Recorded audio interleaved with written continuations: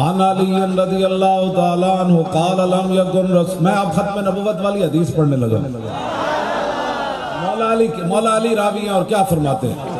عن علی رضی اللہ تعالیٰ عنہ قال لم یکن رسول اللہ صلی اللہ تعالیٰ علیہ وسلم بالطویل الممغط ولا بالقصیر المتردد وکان رباتا من القوم ولم یکن بالجاد القطت ولا بالسبت کان رجلا شارا ولم یکن بالمطہم ولا بالمقلسم وکان فی وجی تدویر ابید مشرب اداج العینین آدب الاشفار جلیل المشاش والقطد اجرد ذو مسربت شسن الکفین والقدمین اذا مشا تقلع کانما ینحط من سبب واذا التفت معا بین کتفی خاتم النبوت وهو خاتم النبیین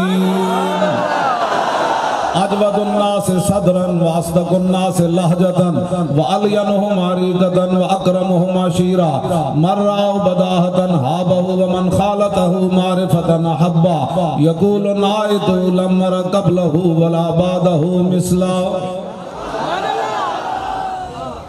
یہ نبی علیہ السلام کے دونوں کاندھوں کے درمیان مور نبوت تھی۔ مولا علی فرماتے ہیں اس لیے کہ حضور آخری نبی ہے۔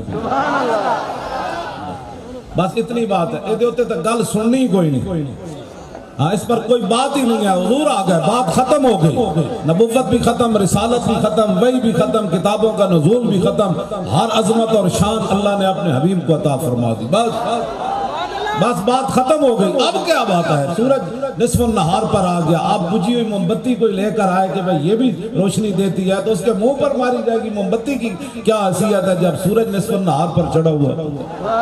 یہ کیا بات ہے؟ مسلمان یہ کام سن سکتا ہے کسی کی بات؟ نہیں سن سکتا۔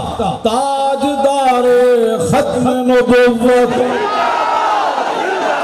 او زندہ باد این کر کے نعرہ لانا، اے دیکھو ڈرنے والی بات ہے۔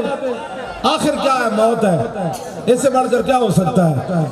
اسی زندہ رہیے تاوی سبحان اللہ، مر جائیے تاوی سبحان اللہ۔